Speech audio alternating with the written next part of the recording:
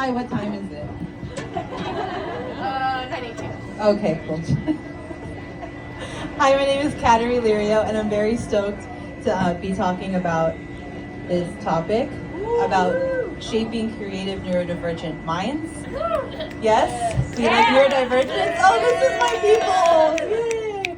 So I went to school, I worked for some people.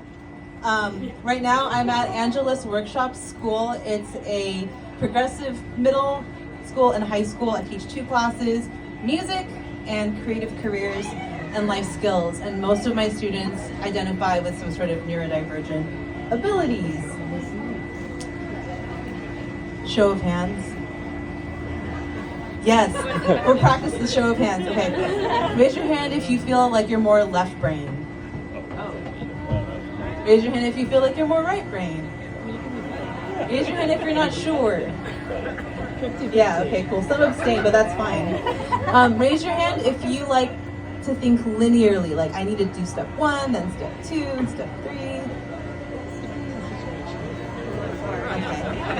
Okay. Now, how about non-linear thinking? Like we gotta talk about all the details before we get to the answer. Okay. Yes. This is like a good mix of folks right now.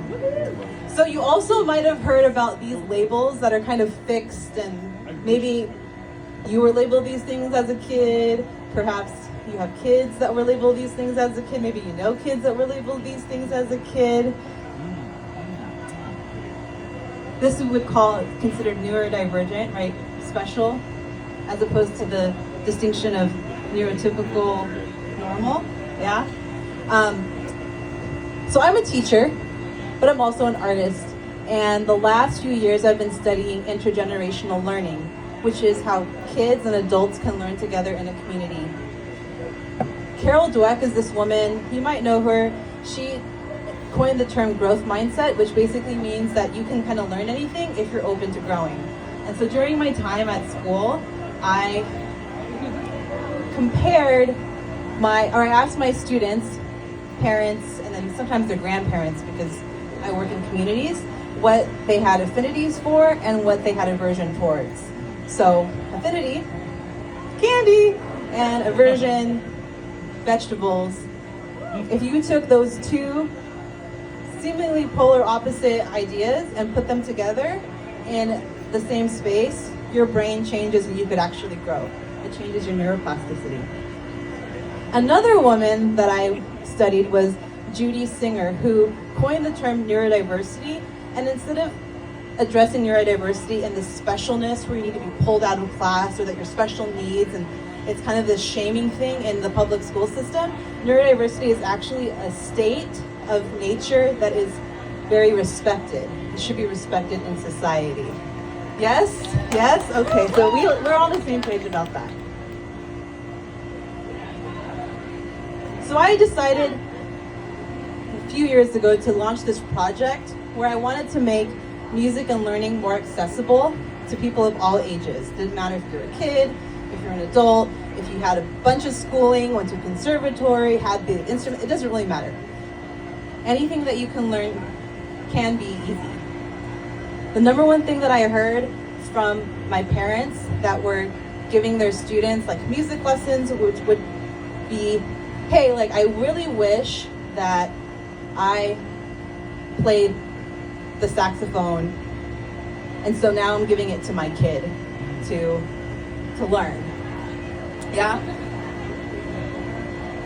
And so my response was, well, why not just learn the saxophone? Right? I have 5 examples here. I don't know if we'll have time to get through all 5 today, but these are 5 different lessons that my students wrote with me. So I also, as a teacher, I don't see myself as an educator. I see myself as a co-learner. So my students walk alongside with me and we explore and we learn things together. So which ones do you want to see? Maybe we can look at 2 or 3. I hear Legos and Beethoven. Indian classical. Minecraft and tempo. Okay, those 3? Okay. So Minecraft and tempo. Affinity. My student really loves video games. Aversion. His parent said, he's always on the computer. So I was like, okay, cool, let's like have a music lesson where he's on the computer. And so I had him create an example of tempo, which is the speed of how fast or slow things are in life. And he took these note block references and created a whole, what is it called in the Minecraft world? Server. A craft on the server in Minecraft. So he built out this whole song in the Minecraft space. We're not going to play it tonight just because audio, but you can view it later. But he jokingly, at the end of this video, if you watch it, he was like, the next thing I'm going to make is Never Gonna Give You Up by Rick Astley. I'm like, how do you know that? You're like 10. This is Indian classical music on Zoom. So, affinity, the kid likes to draw. Aversion, the mom got mad and said, oh my gosh, she's like the house is a mess. We haven't gone, to clean up anything. It was, over the pandemic, so everyone's kind of cabin fevered out. So we invented a scavenger hunt, and this kid cleaned up her room and took all the items, had her draw all the items on Zoom on the whiteboard. We labeled them. Oh, I spelled $5 bill wrong. Well, we labeled them, and then we took the rhythm of each item, friendship bracelet, and wrote the musical notation underneath it, as well as the Indian classical rhythms. So it's called Takadimi, but instead of counting in a Western traditional model, they were able to explore their own culture. Oh, I should have mentioned this student her family's from India, so we were exploring her culture through cleaning up her room as a scavenger hunt. It's super cute. Legos and Beethoven, that was the last one? Okay. That's math clues. That's 5-finger patterns. This particular student was really upset because he didn't have any friends to play with. And his mom really wanted him to learn piano, but he also didn't really like to sit down and read all the little dots on the page. Did anyone play piano growing up? Yeah, did you like it? Yes, no? Yeah, it's mixed. It's totally mixed, me too. So we learned Ode to Joy, and the student, instead of just playing the notes, I was like, hey, what's one thing that you like? Affinity, Legos. Aversion, reading musical notes. So this brilliant kid, I'm not gonna sing all of it, but he wrote, I love Legos so much. Oh, I play with them a lot. I show them with my friends. I like to build very tall stuff. I also like to build very long stuff. I like to build big and small.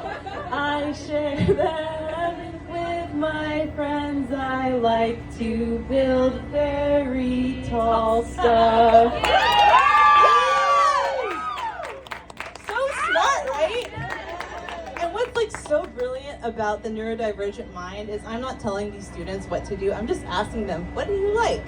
What do you not like? Well, let's make something. And so the brilliance of this process in intergenerational learning, which is including the parents in the learning process, when the parents see what the kid makes, they're like, I didn't know my kid could do that. So all that to say, all of these students are grades K through 6. If they can do it, so can you, right? I just want to thank Creative Neighbors for putting this on. Yes. If you want to find out more about my work or just certain thoughts, You can scan this QR code. I'm also on Instagram, Rhymes with Battery. I didn't make this presentation on Adobe Express, but I like Adobe Express very much. And because I'm a teacher, I have to leave you with a discussion question. Let me know when you're ready, if you're done scanning it. Yeah, we're good. What's something you had an affinity for, and what's something you have an aversion towards, and how can you put them together so that you can grow? Thank you. Thank you.